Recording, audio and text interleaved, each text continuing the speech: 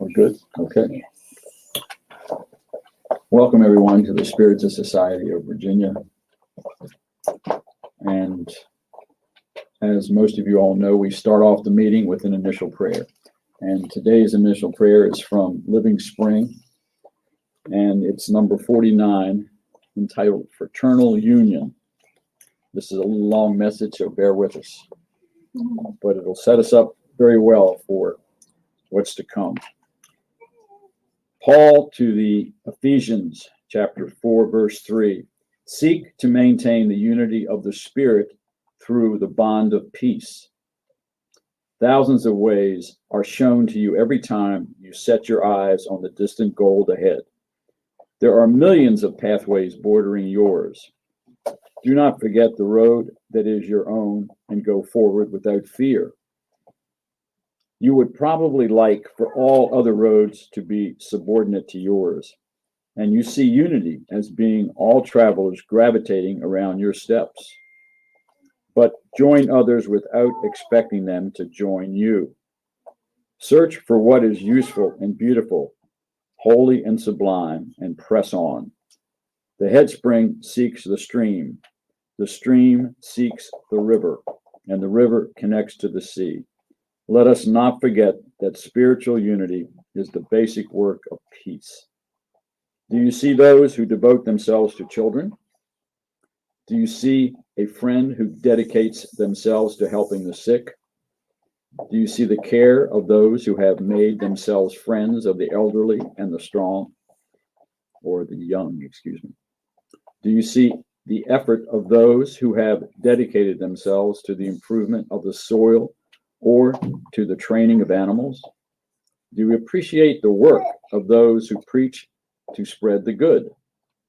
Honor all of them with your gesture of sympathy and serenity, convinced that only the roots of understanding can uphold the tree of fraternal unity, which we all want to be robust and fruitful.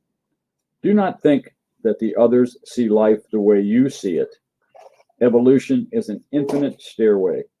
Each one beholds the landscape according to the step on which he or she is standing. Approach all workers of the good and offer them the best you can, and they will answer with what is best for themselves. War is always the poisonous fruit of violence. The sterile argument is a result of imposition. Fraternal unity is a sublime dream of the human soul. Nevertheless, it will not be achieved unless we respect one another, cultivating harmony in the environment in which we were called to serve. It is only by making every effort to maintain the unity of spirit through the bond of peace that we will achieve such realization.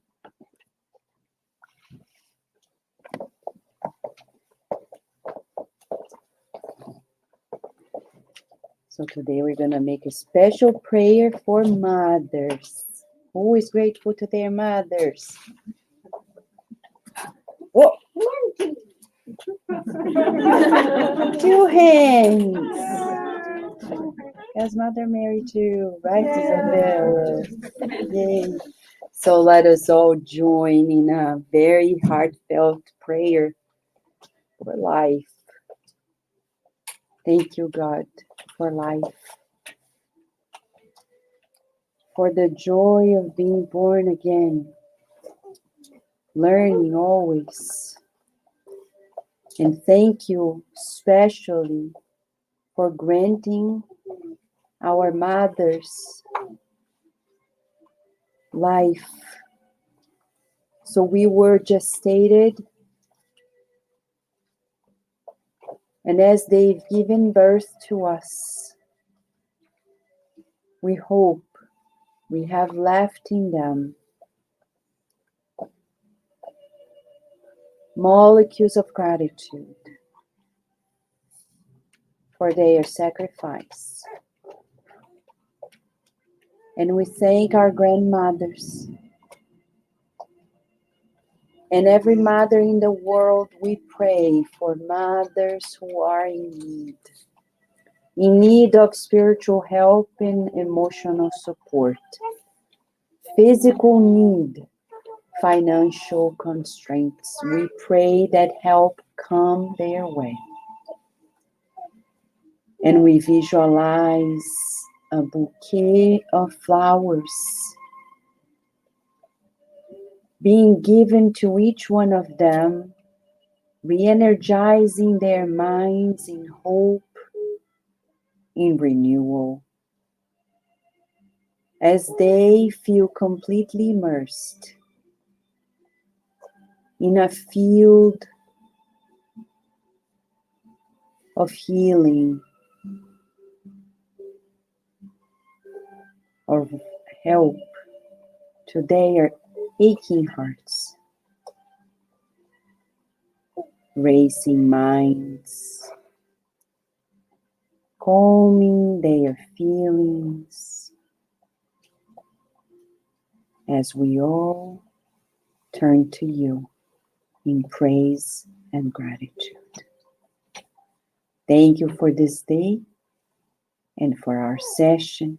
May it be blessed and protected today and always, and so be it.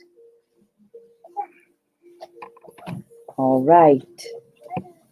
Everyone is going to enjoy. Miss Paloma and Miss Daisy will lead a session that is going to be memorable, right? Enjoy, friends.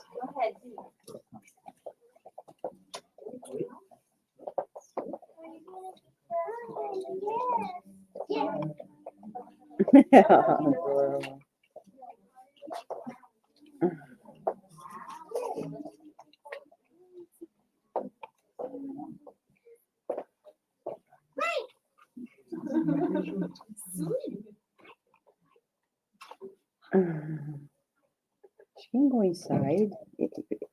Remember, you can be inside, and if you want, it's up to you. Remember last time? Yeah.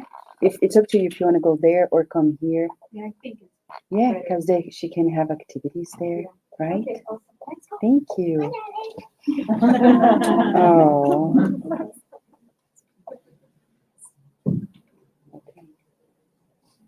Okay.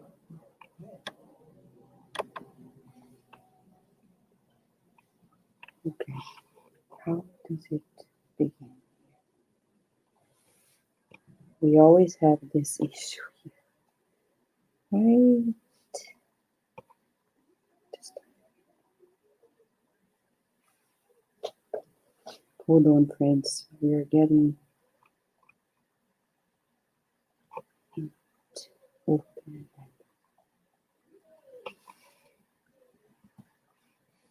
Okay, let's duplicate for now.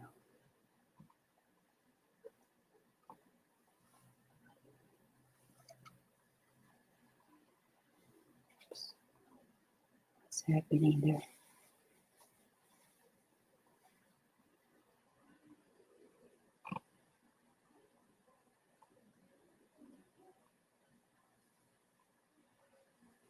Now it's working, right? Let the show begin. No to victimization, right? Okay. So, where do we begin? By identifying why did the good spirits choose this topic on Mother's Day? Who knows the answer? It's pretty obvious. Is it? You want to share why, Right. John? You know, mothers have to take care of them. Yeah, Many mothers don't accept it. yeah. A lot of them, most of them do. But And we say, you make me crazy. I'm dying. Right? I've heard people saying that. I think it's just normal Like, to be overwhelmed. I remember this guy, friend of mine, saying that his mother, he was dating a girl. His mother called him and said, are you coming home? Of course, it's in Brazil. And then he said, not yet. I'm on a date. He said, did you forget I'm sick? But she has a husband, right?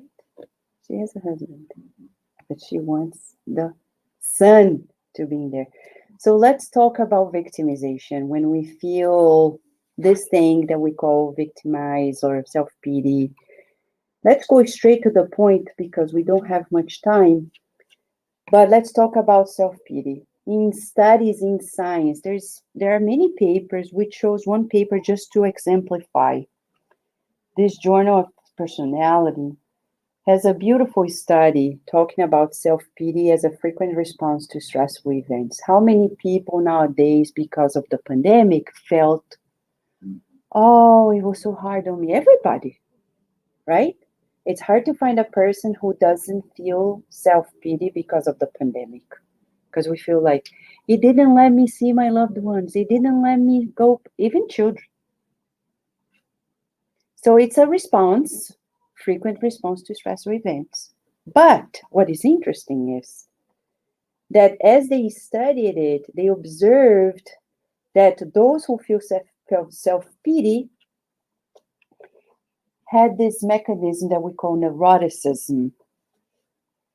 Those who feel like the loop of ideas that, you know, when you feel entrapped in a loop of ideas and you can't get out of it. People who tend to be like this feel more self-pity. And there is a correlation between self-pity, depression, and anger. So what does this mean? We need to identify when we're feeling sorry for ourselves. So there are signs of self-pity, and it's important to identify. There are many signs. We've selected some. When we feel sorry for ourselves, we tend to withdraw. We don't want to mingle with people. With the pandemic, those who tend to do this got even worse, right?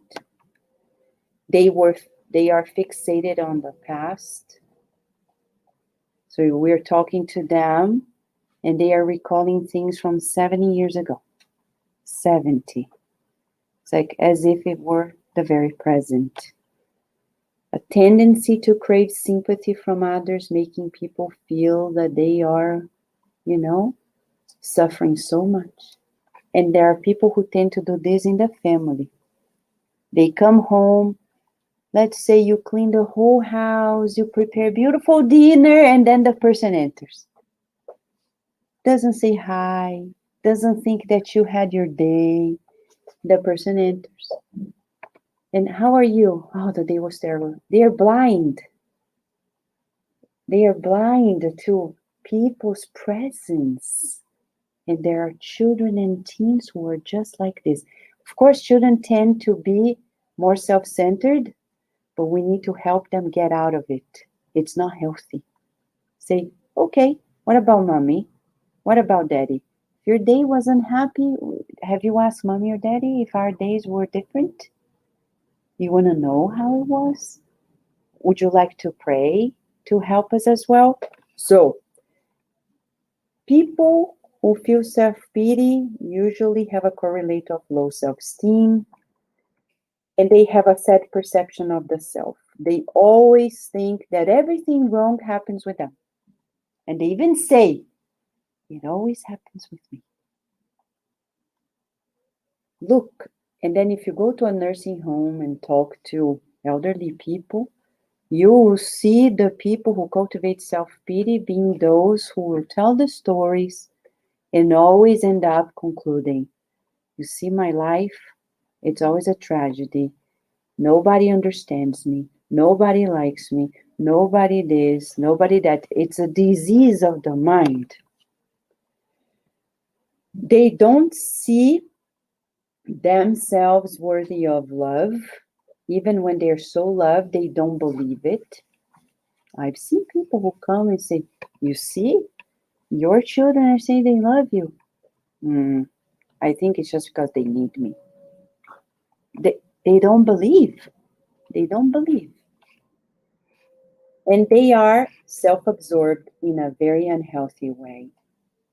They wake up thinking about themselves, they sleep about thinking about themselves and their problems, and they have problems going through their very lives.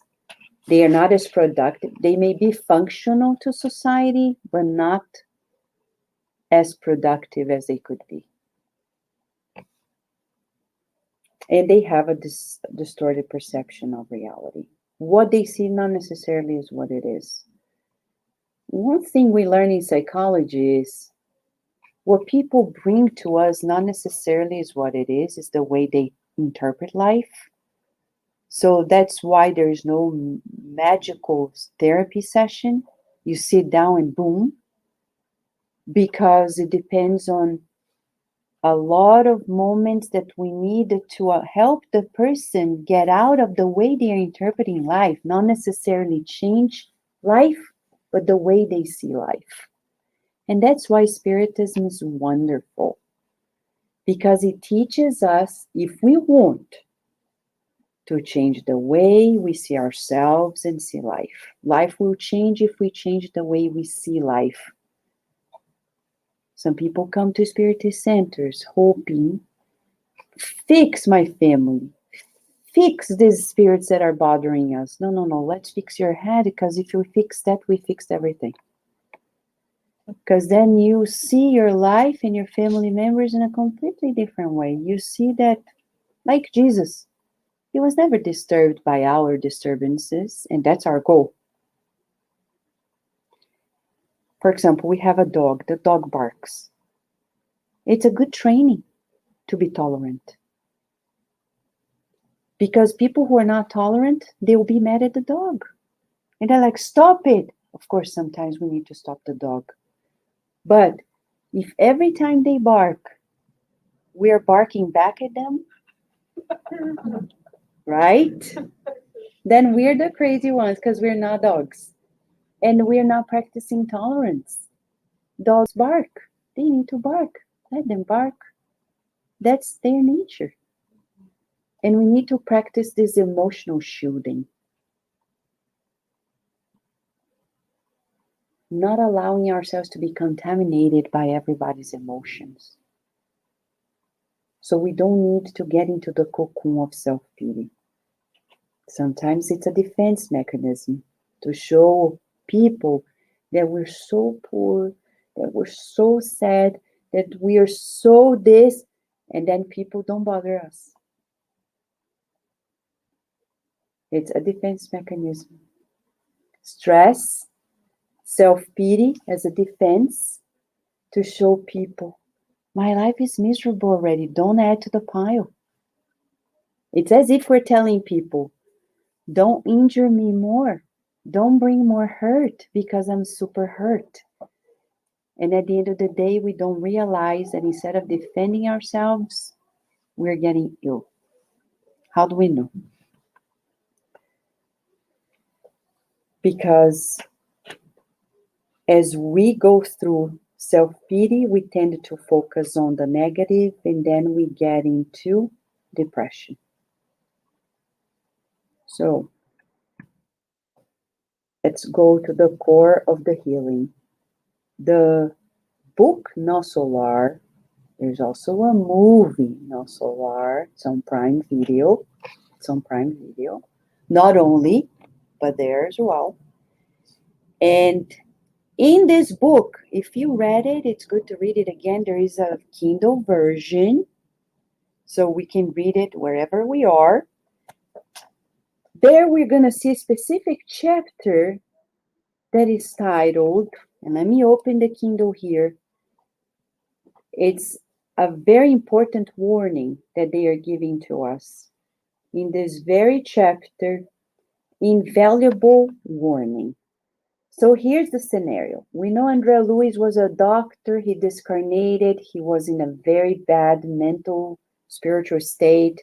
He ended up 8 years in the lower zones. And then he was rescued. But then he got to know that during those years, he was always being assisted by higher spirits, including his mom. but he never perceived. How many of us are daily being assisted by superior spirits and we don't notice? All of us. We barely notice. We are. And it's up to us to say, instead of looking down, looking up. And sometimes it's good to do the physical exercise. When you're walking, when you're home, stand up, open the window, go outdoors, look at the sky, and visualize how, and we're saying, look at the sky figuratively speaking, to visualize, imagine how many superior spirits around the universe are there helping all of us. And they have a beautiful plan for us. They have a recipe for us every day. We don't listen. We prefer to look down and see the dirt on the floor and think of the mud and the worms of life, disregarding the help. At some point, this is chapter 6, at some point after being rescued, Florencio, Lysias, and others are there visiting him in a spiritual hospital. So Florencio, who is one of the 72 ministers of Non Solar, is one of the 12 that helps in the ministry of assistance. He's there asking Andrea Luis, how are you? A little better. What is his answer? He says, oh, we wish, huh? The chapter wouldn't have come to life. After they took him out of lower zone. Right?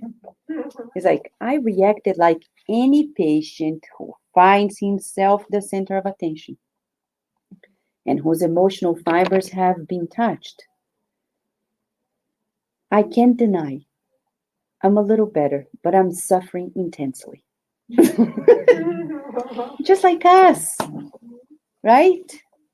I'm feeling a lot of pain in my intestinal area and strange sensations of anguish in my heart. I never imagined I would be able to endure so much, my friend. Oh, how heavy my cross has been. Now that I can organize my ideas, I believe the pain has sapped all of my available strength. Florencio listened attentively and showed great interest in my lamentations without a slightest gesture that would indicate he wanted to stop me. Then I continued. So he goes on and on. What about my family, my children, my wife? How can I do this? Continuous suffering had robbed me all sense of time. Where's my poor wife? So, my pain's too bitter. And I'm just bringing a few sentences. He is describing himself very clearly. By now, the storm of my complaint had led my mental boat to the wide ocean of tears. Florencio serenely said, my friend. So this is the question he asked. Do you really want spiritual healing? Let's say the spirit doctors who are here asking each one of us this. Do you, Vanessa? Do you, Carol? Do you, Fabiola? Do you, Vera? Do you, everybody? Do you want spiritual healing? Of course we're going to say yes, right? So he nodded like us. But then Florencio continued. These are his words. Then learn not to talk about yourself so much or to comment on your own pain. What? So spiritual healing requires that we stop talking about our pain. Get out of the loop of self-pity. Lamentation is the symptom of a mental illness that is time-consuming and difficult to treat. And when we get older, friends, when we're incarnated, it derails in senile dementia and other things.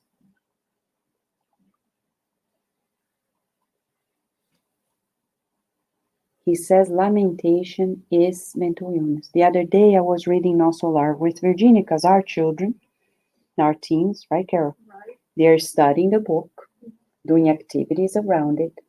And I was reading it with Virginia, said, you see, Virginia, when you come from school, you complain, this is what it is, mental illness. You want to get there? No, don't complain. About friends, about anything, even a pain. Then yesterday, she was like, oh, my feet is hurt. I said, remember Andrea Lewis? And she smiled. I said, remember? I said, no, everything's fine. Everything's fine. Everything's fine. Everything is well. And I remember Lisa Cheek, who used to come to the center. She's now in the spiritual realm. She graduated. And when we were visiting her, she taught this song that people who undergo cancer treatment usually are taught. Every little cell in my body is healthy. Every little cell in my body is well. Remember? I'm so glad every little cell in my body is healthy and well. It's good to teach our children too. They're taking a shower and they sing in the shower, whether they have something or not, to imprint that mindset as a vibration for the body. So then our dear Florencio keeps saying to Andrea Lewis, you absolutely must create new trains of thought and control your tongue. Pretty soon at the Spirit Society of Virginia, we're going to have a specific course to teach us about the power of words and how important it is to learn to speak. Not to speak in public in a lecture, but to speak daily. Because what we speak is vitality. It comes with a lot of vital fluids, what we call ectoplasm. This part of our body, the mouth, is where we expel the greatest part of our ectoplasm, our vitality. When we speak, we're creating forms. So we need to learn how to speak more wisely, more healthfully.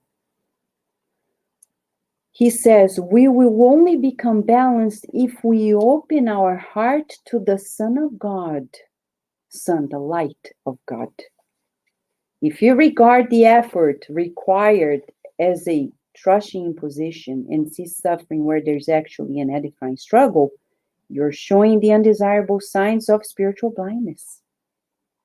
The more you use words to exaggerate your painful thoughts regarding your personal experience, the more you bind yourself to insignificant memories.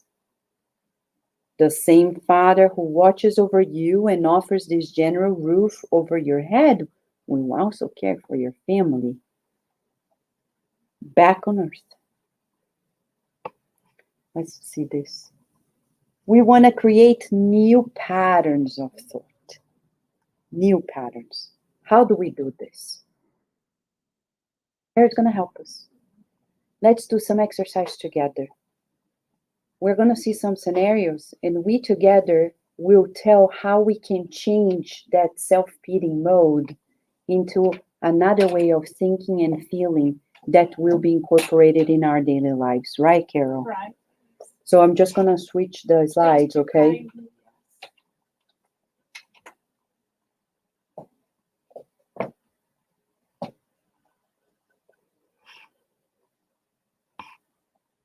Okay, hold on a second. We're almost there. Is that the one? No, it's another one. Sorry.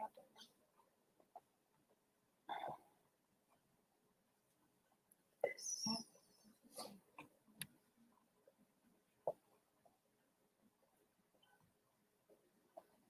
There you go, Carol.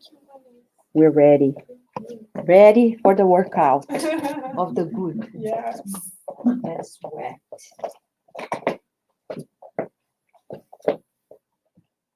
So, dear friends, as we prepare ourselves for the workout of the good, as Vanessa said, we would like to continue with the words of Clarencio. Clarencio, as Vanessa was reading, also told André Luiz, if you would like to remain in this hospital, you must learn to think rightly. Did you know that there is a right way to think?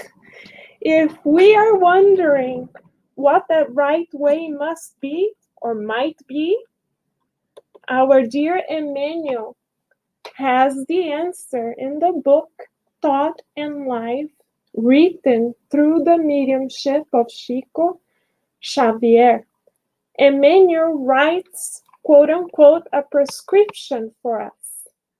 Because victimization is an illness of the soul, since André Luiz discarnated and took that illness with him to the spiritual realm. So if we think that when we discarnate, we are magically healed, this is not the case.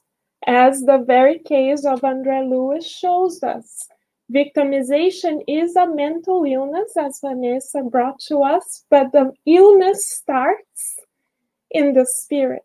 It doesn't start in the physical brain. Thus, even after we discarnate, we will carry the illness with us if we don't seek healing.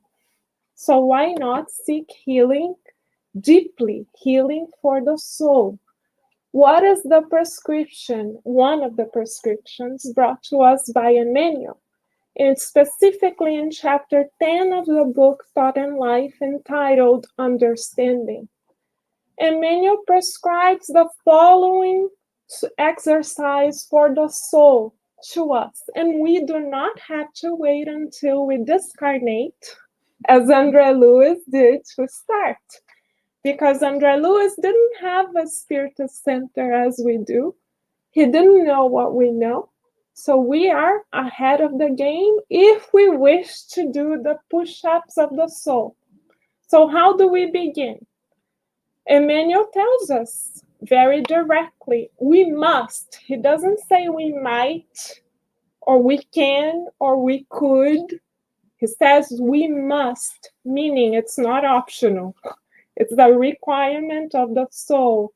It's in our workout program done by the personal trainer of all personal trainers, our Master Jesus Christ. It's a requirement of our workout of the soul. We must seek the good.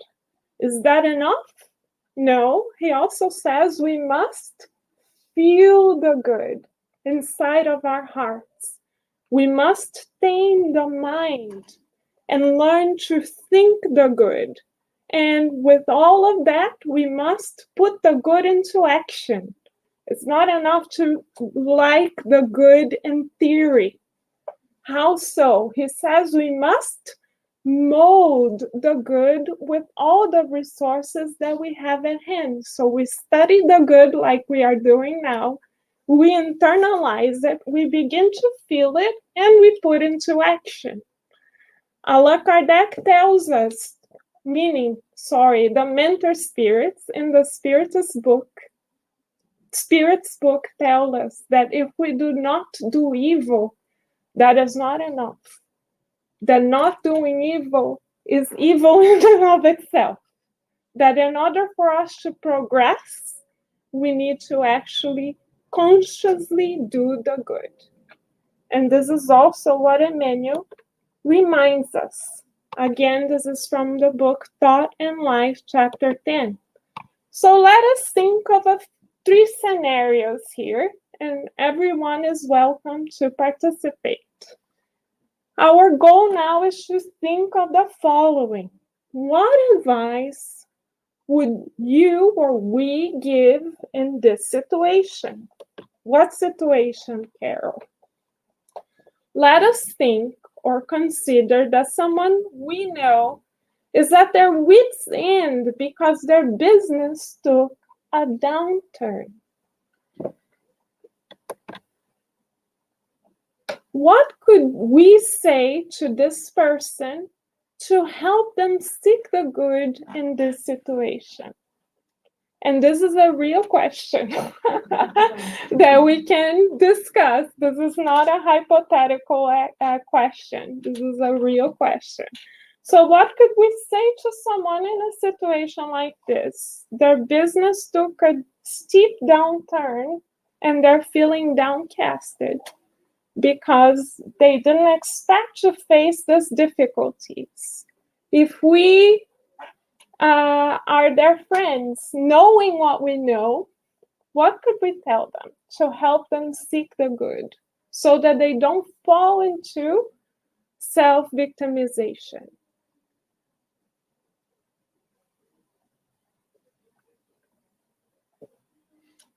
It's a question for us. Yeah, it's a real question. It is a question for anyone who is here in both realms. Yes. Well, For us who are incarnated, it's a little easier to hear. So if you want to speak up, please do. And the friends in the internet as well. Everyone is welcome to participate. Yes. What would your suggestions be? John, Paula, sorry. Go ahead, Paula. no, Paula, You were first. no, you asked the question. You are.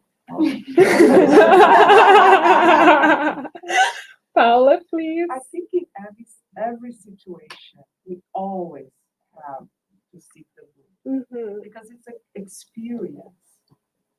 So if your business is not doing well and you think, oh my gosh, like for me, nothing works for me, you have to think the opposite. Even if the business is not doing well, something you're learning with Mhm. is an experience.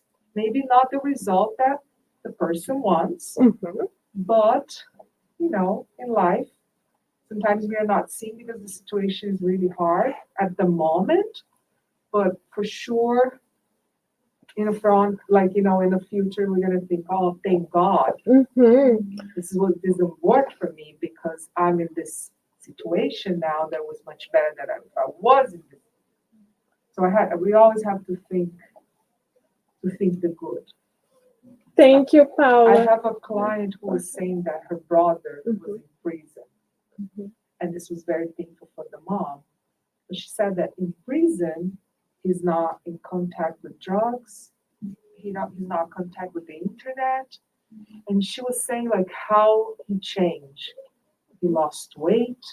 And I was like, wow, that is seeing the good even in the situation that oh my God, we think, oh, this person is in jail. And and then she was saying, no, actually it was positive for him.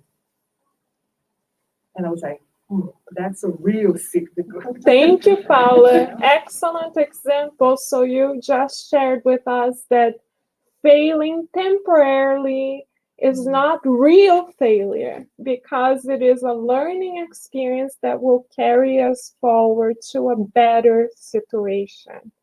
And thank you for sharing about the person in prison as a protective mechanism from God so the person can be free from their own habits.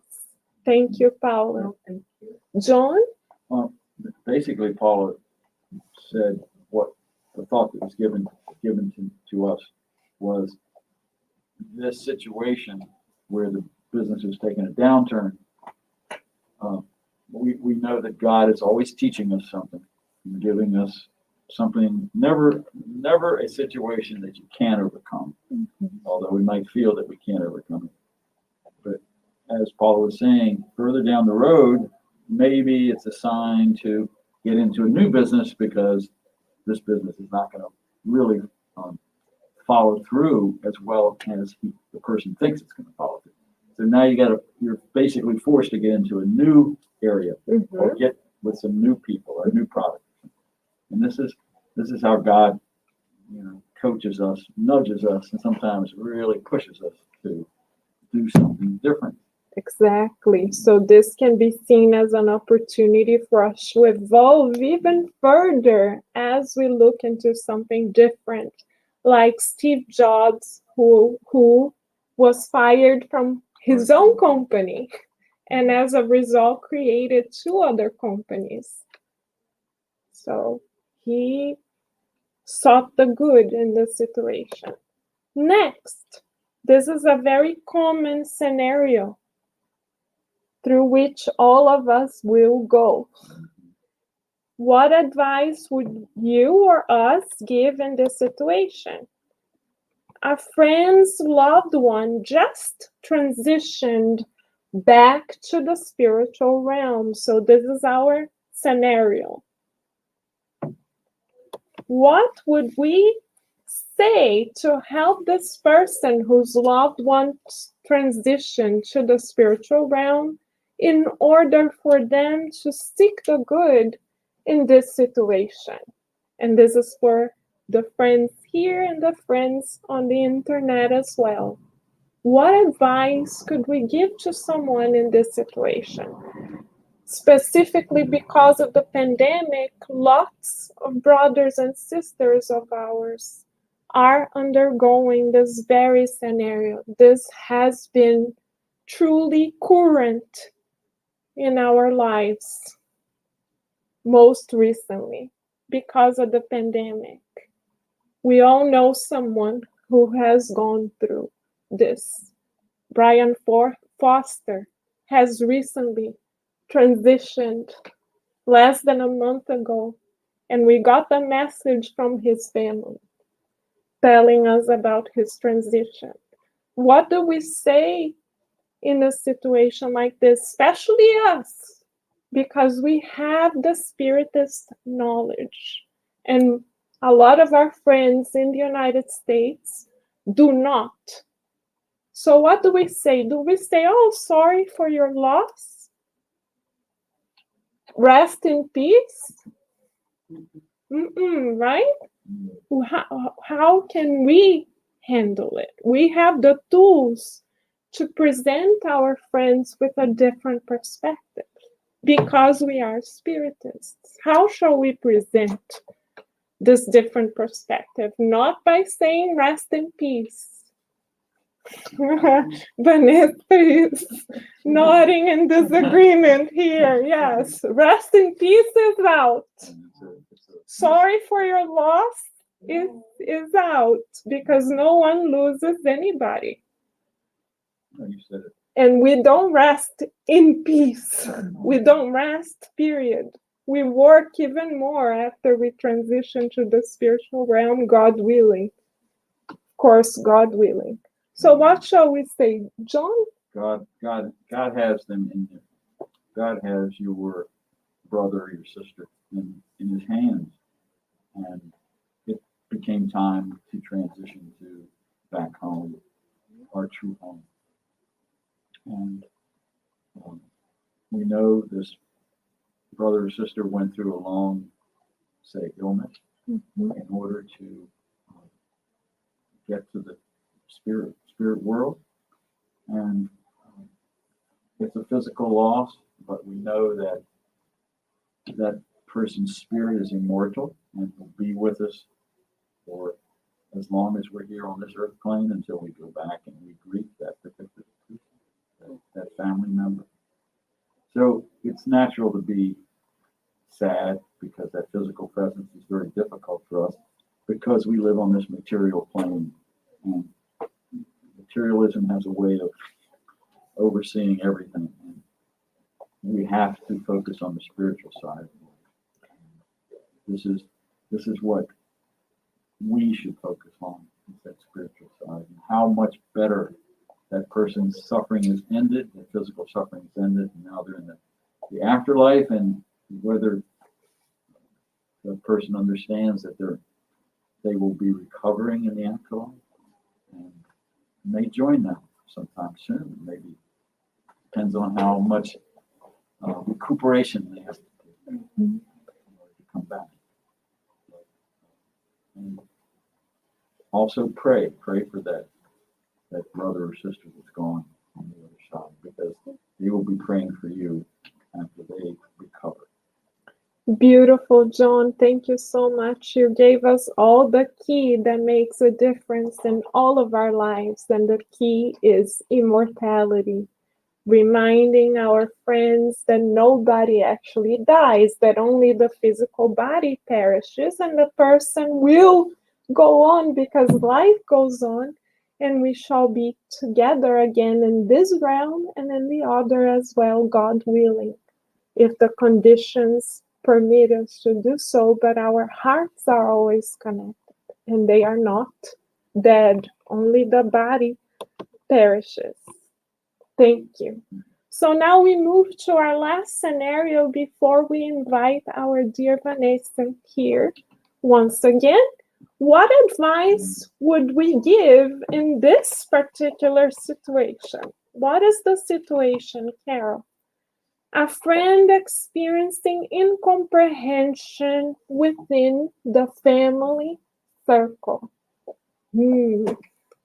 Very common scenario on the earth, right?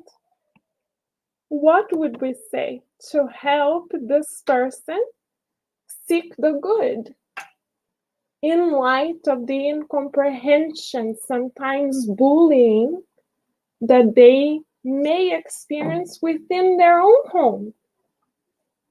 What do we say to that person? And again, this is a real question. How do we help that person to seek the good, friends? Paula? Joanna. Go ahead, Paula, please. So like Vanessa was saying about the dog, Uh-huh.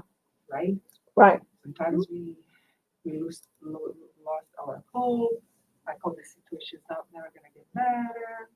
You know, like it's this, you know. And but we have to always think, like, we have to trust in God always. That, like, we are talking about, you know, being a victim. Mm-hmm. It's always a reason for everything. And then, like Vanessa said, the situation with the dog, like we're not gonna argue, or I think we have to think in a better way to solve the situation, because we're having a situation with the cats. Mm. They were jumping on us in the middle of the night, asking for food 3 a.m. And it's like, Wow. One day, Tony and I start arguing because he said, go back to bed. And I was like, no, go you. And then we start thinking, oh my God, we have to find a way. So we got a cage. Mm-hmm. We put them in the cage. So now they know when they're misbehaved, they go to the cage. So I think in everything, we have to use our minds and our, like, to see, how can I fix this? Mm-hmm. What can I do to get a better relationship with people that don't understand us, or we don't understand them? And I always think that with love connects us. We're gonna find a way. We always have to have hope and use our minds to. Sometimes it's hard. Yes, it's not it is. easy. Yes. But we have to always think positive, knowing this is gonna end, like the same situation with the business. Mm-hmm. This is gonna end in the future. We're gonna think, okay, was for us to experience, to go through, like Stephen with his dad and his, like, all that they went through. You know, in the end, they were in a better place. They help a lot of people. See, with the books, how we learn to deal with the family, with the difficult father, you know, with the brother-in-law. So you always have to look at Stephen, how he reacts with love. You know, he never said, oh, why I'm here, God. No, he was always looking and trying to find a way to express his love and change. Because when we express our love, people were like, she didn't say, like, I was rude with her, but she was kind with me. Right, exactly. And then this way we make people think and change our feelings. Yeah. To help the family, you know. Like, sorry. No, thank you so so much. You brought very good points, Paula. You helped us think of our responsibility before the situation, because often when we when we self-victimize, we blame others. We are ready to point fingers at others. But you're right. The beginning of the shift is internal, and it's when we point at ourselves. What can I do to contribute to the situation? How can I love more? Because if I do my part, that person will be enveloped with love, whether they realize it or not. And as Emmanuel tells us through Chico Xavier in the book Laws of Love,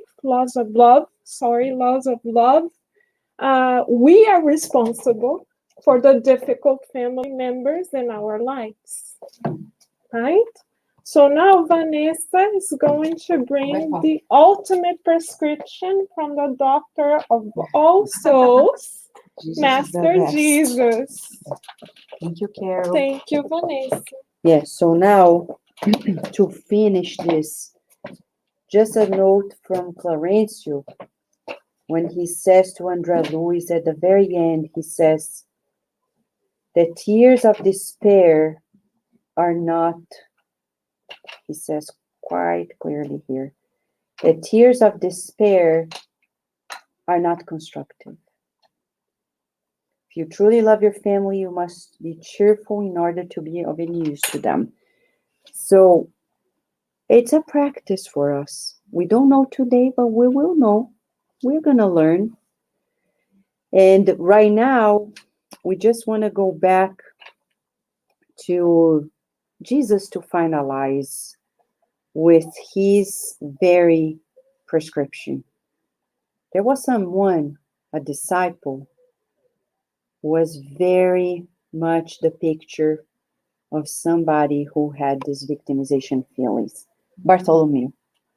Bartholomew was a very devoted disciple, but he felt this self-pity to another level. When you go to the book Good News, chapter 8, we're going to see a description of a particular day in which Jesus healed Bartholomew. Because after that dialogue, he was no longer feeling self-pity. It feels like magic, but Jesus' healing is from within. So if any day in our lives we're feeling like victims, go to this book. Go to the dialogue. Read it time and again and feel how the instructions, because the dialogue is long, we just brought a few excerpts to help us out, a few tools. So pretty much this begins, chapter is titled Take Heart. And the description is that the Apostle Bartholomew was sad, and innumerable times Christ would find him in deep and painful reflection. So Jesus was observing, but you see how Jesus is? He's not anxious, saying, come on, come here. Let me fix you in a second. No, he needs, the person needs to do the work. But of course, he's a kind therapist, friend. He's going to come. And then Jesus came to him and asked questions. Bartholomew then opened his heart and shyly exclaimed. This is how he began explaining to Jesus. Master, I would never be able to explain to you the reasons for my bitter sadness. All I can say is that your gospel fills me with hope for a kingdom of light that awaits our hearts beyond on high. He goes on and on and on and on and talks about the fact that his father doesn't understand him, his brothers don't understand him, etc., etc. And then Jesus stared at him calmly and spoke with serenity. Our philosophy, however, is of the gospel or of the good news. You are doing well by keeping your hope in the face of these new teachings, and I want to inspire my disciple spirits to take heart. What is to take heart? To have hope. To have full trust.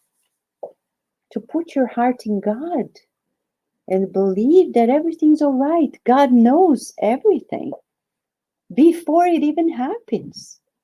And if it happens, it's because God knows there's a way out. There was a woman who was from Ukraine. When the Nazis came, she fled. She came back. And now she has to flee the country again. She's 100, I think, and 1 years old. Is she going to complain like, oh my gosh, that's my destiny to run away from Ukraine? Is that the moral of the story? Of course not. I don't know why she had to experience this, but there is a reason. Thank God she always found a way, and now she's in the news. People are paying attention, like, oh my gosh, let's help her, because it's time and again helping to her. When it first happened, she wasn't in the news. Nobody would really care, like, because people were trying to survive as a whole. Now she has a lot of arms helping her out. So you see how it's soothing now? So let's believe that life is good. Do you believe that life is good?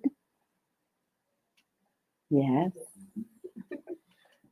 Let us feel that life is good amidst our challenges.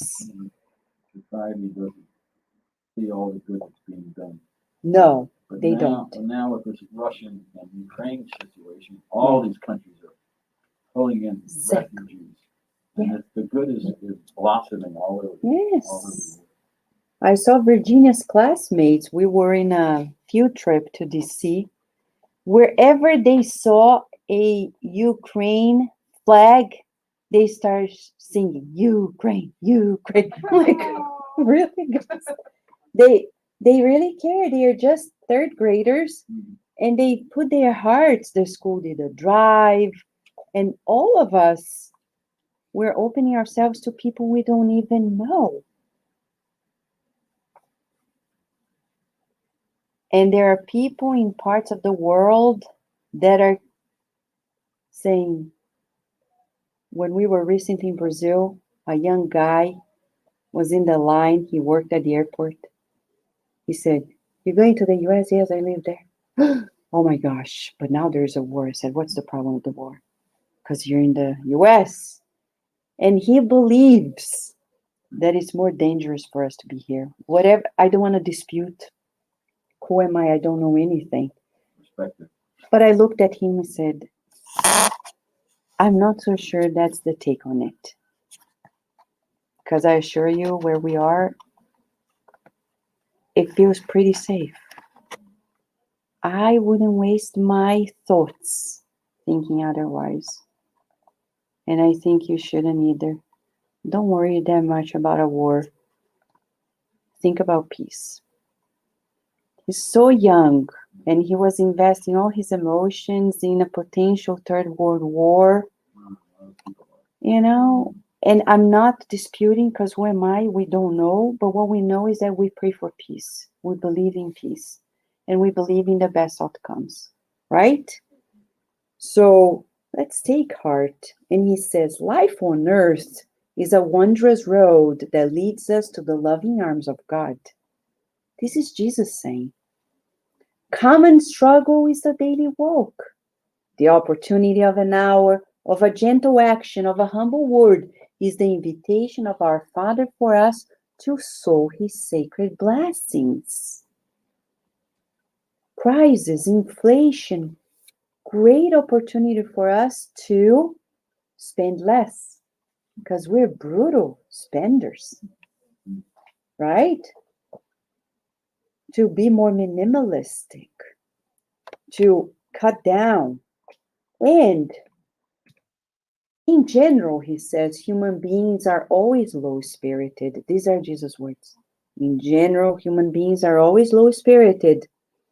In the obsessive need to fulfill their own desires, they injure themselves on the roads, hearing not the truth about the spiritual reality, closing their eyes with the shadow of rebelliousness, and shedding tears with desperate shouts and bitter moans, without seeing the true crystal fountain, the charitable star in the heaven, the flower scent, the words of a friend, and the clarity of the experiences that God has spread for their journey in all the aspects of their path. 2,000 years ago, by the way, yeah? Is that in chapter 8? Yeah, chapter 8. Don't remember. These are the parts of the dialogue. Yeah. So he's explaining to us that this is how we usually are, but this is how we usually should be. Saying, without seeing the true crystal fountain, the charitable star in heaven, the flower scent, the words of a friend, the clarity of the experience that God has spread for our journey. And then he says, the gospel could not demand a special state of mind of its disciples. However, it's necessary to consider the joy, courage, and hope should be the constant traits of the disciples' everyday activity. Why focus for a moment on a nightmare if we know the reality of the eternal glory with our Father? Jesus is the champion of optimism, the champion of positive psychology. We should emulate him. He didn't come to say, do this. He said, be this. Be. He always took the positive. How? Joy, courage, and hope. That shall be our tools for everyday life. Find the joy of living, the courage to do the good. Scientists usually discover things that nobody believes. I was reading this morning a beautiful article in the Smithsonian magazine of a new finding that when babies are born, they live in the body of mothers, what they call microchimeras. It's as if they have these matrices of genetic code that are left in the mother's body, and they are trying to understand what it does in the long run to the mother's health. And they're trying to understand the ins and outs of it. So we who are not studying what these scientists are studying, look at them like they're speaking Greek to us. We don't understand, but they better continue doing it. That may be just like us when we encounter friends and family, and they come with these crazy outcomes, and you say, let's pray together. I believe in God, and I believe the good spirits are with us. They may look at us just like we were looking at those scientists, like they don't understand. But if we stop doing this, it's going to be harmful to generations, for generations to come. Chico Xavier didn't become a spiritist in his family. He became a spiritist because a couple who was a spiritist came to help his family who was going through an obsessive process. And they helped them understand Spiritism in a city where Spiritism was bashed because they were very Catholic and a very Orthodox time. The same happened to Divaldo Franco. The same happened to so many Spiritists around the world. Thanks to those who stayed true to their convictions, to their discoveries, we are here today. We need to do the same. The courage. We're not going to preach to anybody. But if a friend comes at work and says, I'm thinking about giving up this pregnancy, looking at you, awaiting your feedback, don't hesitate thinking, should I say or should I go? Don't sing that song. Say, I think you should keep this child. But I don't know how. The man doesn't want it. I don't have the funds. It's a critical time for my family. It's my third child. You say, I believe God has a reason for giving you this child, because no matter how much you want a baby, you only have a baby when God wants you to have a baby. I know many people who want to have babies, and no matter how much they try, it doesn't happen. Jane. I want to share a case that happened in Brazil this week. It's all over the news. A celebrity's husband had an affair, and the person got pregnant and asked for this husband to give her money to abort. The wife, knowing that, said, "No, we're going to pay for the pregnancy, and then she can give me the baby. I'll adopt. It will be our child." And she did. The babies, they have just recently posted, and she shared the story that she dealt with her husband and infidelity and everything else, but she preferred that the child was given a chance to be born. And Oh, she legally wow. adopted. That's beautiful. Thank you for sharing this, Rejane. So we have to have the courage to do the good and to do what is right amidst people's misunderstanding or incomprehension. And hope always. Hope always. Mother Mary has a whole city named Hope City. Because in treating suicides, the suicidal spirits are rescued. And let's talk about the mother of all mothers, without whom we wouldn't have Jesus. Mother Mary is the champion of hope.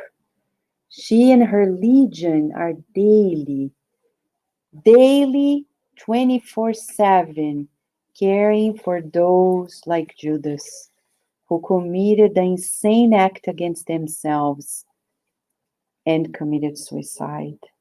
And in Hope City, she rehabilitates them. There's never a moment where we should be hopeless, because there's always hope. In every child, there is new hope. In every mother, in every father, in every moment of our lives, there's always renewal. So let us wrap up with this thought, visualizing these flowers being given to all mothers who are feeling hopeless. Let us exercise as we now are going to finish this moment with passes and visualization. We can turn off the lights. Thank you so much, Tony. Do our visualization of hope, joy, and courage.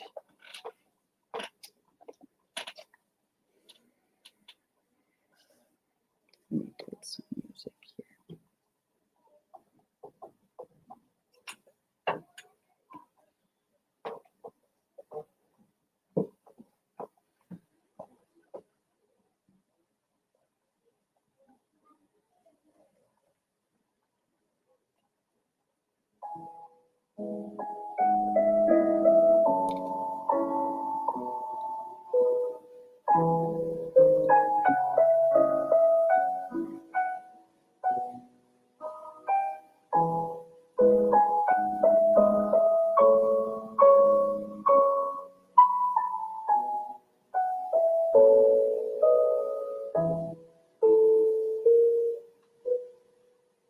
We visualize at this moment flowers of healing and love being distributed to everyone in this room. Spirit doctors, nurses, and therapists, laying their hands onto us.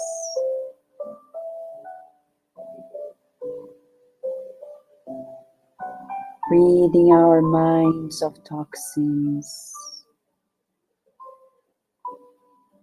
and depositing molecules of health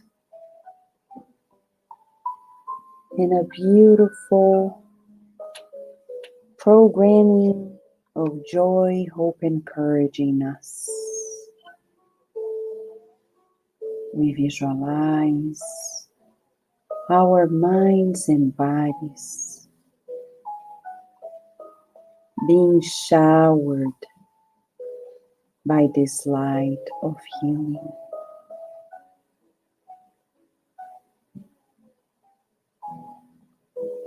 We visualize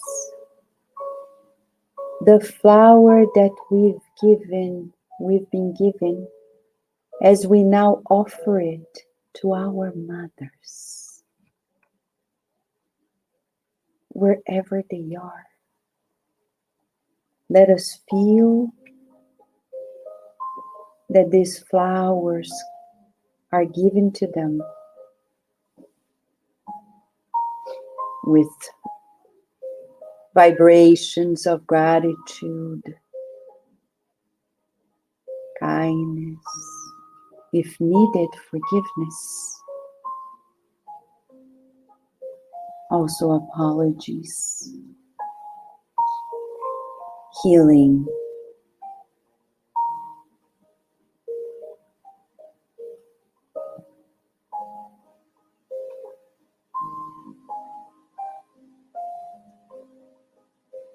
Let us visualize our homes being enveloped in harmony.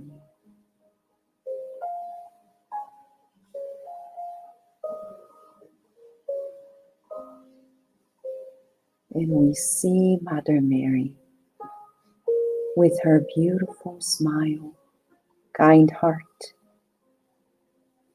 counting on us to support her works that are divine on earth, helping those who feel hopeless in their tears of desperation.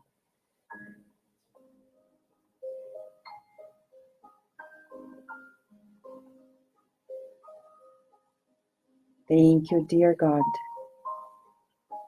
for the gift of life, of reincarnation, and of Spiritism that guides our lives to new beginnings every day. For the presence of the spirit doctors, nurses, and therapists who are here, pouring their medicinal elements in the water we shall drink, revitalizing our strength. Thank you for this center. Thank you for another year and the renewal that operates in us every day. We love you, God. May today all the mothers in the world, incarnates and discarnates, receive a rose from the mystic rose, Mother Mary, giving them the strength that they need to fulfill their sacred mission. Thank you for the joy of this day. And so be it.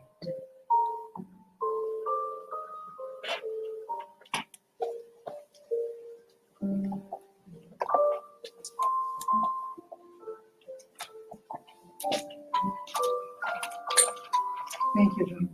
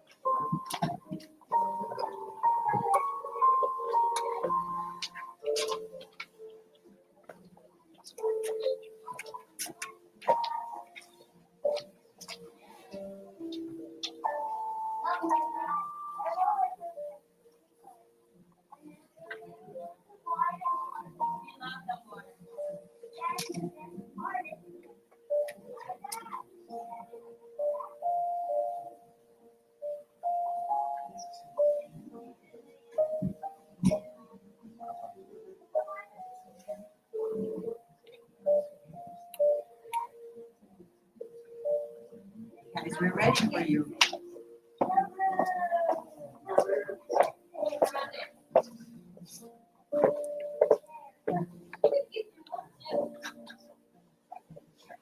We were watching a little bit of an solo.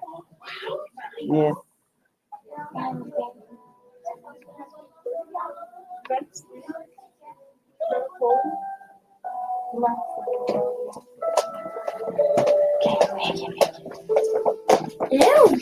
Okay, you gave me. Come here. We did We prayer? have flower. Be careful, there's a thorn that we didn't see. To every mom. Okay? Thorn. Not to your mom, to other moms. Miss Vera, Miss Paula. Okay?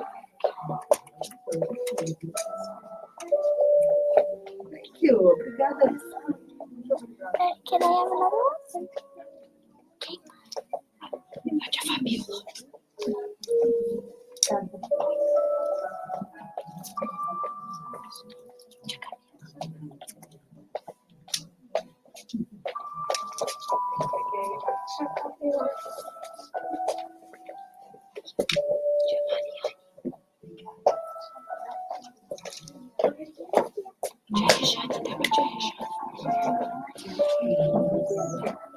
Tia Mariane. Aqui, ó. Tia. Vamos dar essa aqui que tá sem. Não, essa aqui tá com espinho. Pode ser. Yeah, that one. There you go. That's it. The other ones we'll give it later. Thank you. Just for the plastic. Drop it. I'm so neat. Let's borrow your phone. Can I please? Pode pedir para você.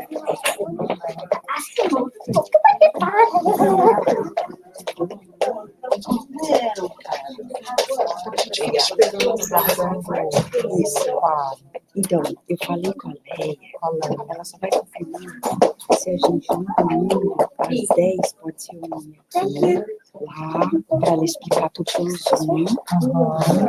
Entendeu? Porque o domingo que vem a gente vai agradecer. A gente faz um domingo não. Então, no outro. Ah, É tá porque bom. ela falou que ia mudar, então talvez no outro é melhor. Não é melhor? É porque esse que vem. Dia 22. Ah, então está bom. Tá? Você quer falar com a Vera? Às 10. 10. Vera, Oi. a gente conseguiu comprar as coisinhas, falta chegar só umas coisinhas para a biblioteca. A Leia, que vai explicar over Zoom, a gente está combinando, ela está falando com a Paula. Se a gente vier, não no próximo domingo, no outro, às 10 da manhã, você acha que você pode? Posso? Porque a gente vê, é bom a gente estar aqui, porque a gente pega o livro, ela vai explicando, a gente vê os materiais, ela explica o carinho. Então, não dia 15 no outro. No outro. Às 10, tá bom. E eu confirmo com vocês pelo WhatsApp. Tá bom. Mas já estamos quase lá. Tá. Agora, no sábado que vem, que foi adiada a nossa visita, eu não vou poder, porque eu já tinha esquematizado para poder estar livre. Mas na próxima você vai. Vou.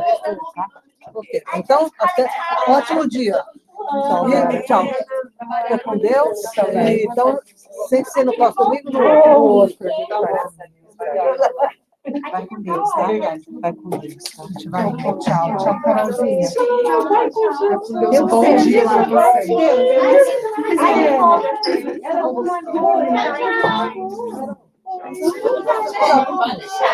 Você está com quantas turmas agora? Beleza. E você acha que passa também para eles não só ensinamento da vida, Essa aqui não tem escrito. Olha que linda! Obrigada! Você falou Feliz Dia das Mães? Oh, que fofa! Viu? Olha lá Jesus, olha. Olha Jesus bonito.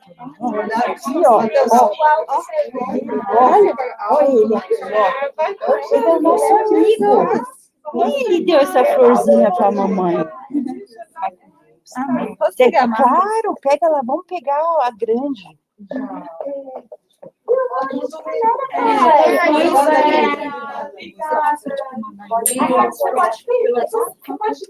Sempre o telefone do Sim tá no Facebook, tipo. É o meu telefone. Tá bom? Você me escreve? Obrigada. Pra vocês, tá bom? Peguei uma receita lá no internet. Deixa eu só ver aqui. Também tem quando você tem uma receita. Ah, Virgínia. Aí eu Virgínia, só me dá aqui que eu não posso, papai.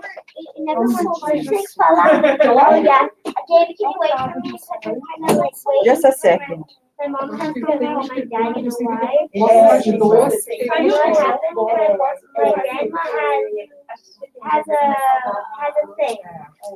Because she hasn't been feeling well for a long time. Like ever since yesterday, she started feeling really bad. So she's at the hospital.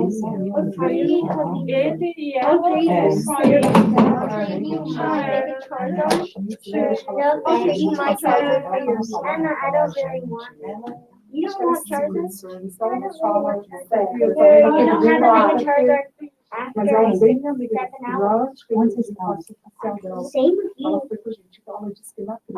Yeah, but you don't have mega. The charger is mega. I can make those goals. Mas e ela? You don't have any mega. Yes, I do. But you don't have any mega. I do. I'll show you, BB, right? Come here, BB. What? You want me to show you that I have enough?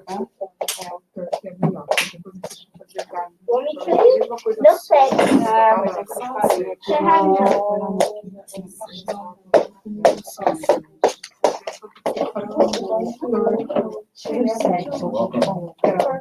Wait, just shut up. Yes. What? Yeah, I know. You know my grandma.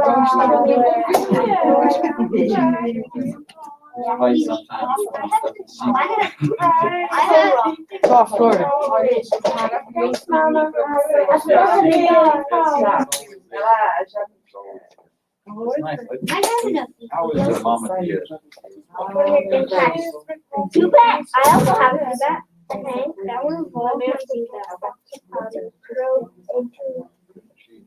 go back. Not yet. See, you have a good one. No, it's fine. I'm missing because it's moving right around. One more. Oh, I missed the chance. Not fled. Well, at least I made it. We have to make the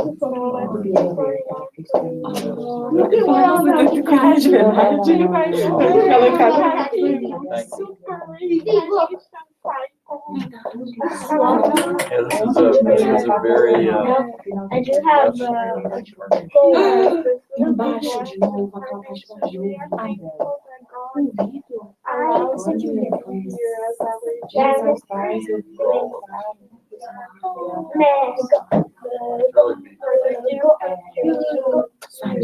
I know, I don't care.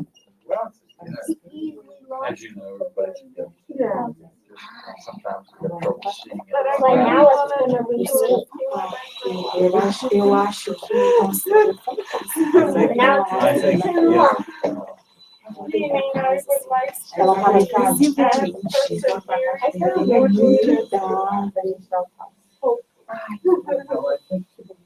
You know, for me, I've told you this before. Always trying. I have like 400 stuff.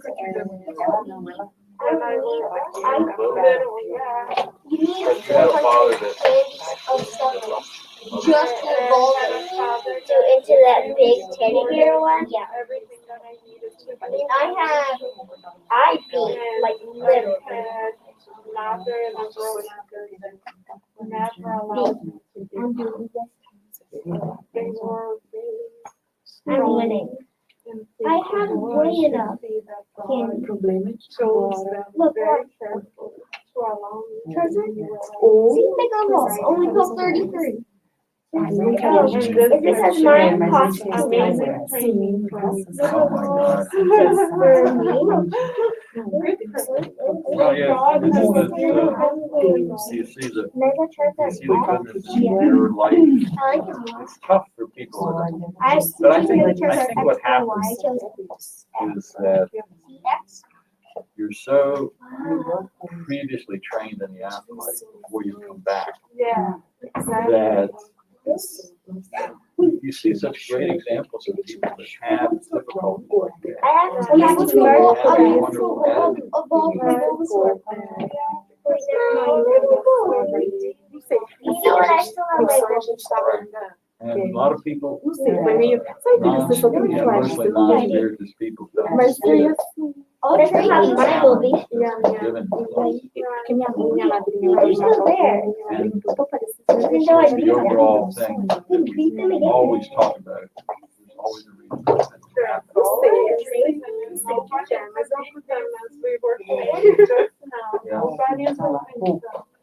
Until Road, huh? And that's, So I hope that. Trade? when I grow up, What do you want to trade? Charizard. are you? That's the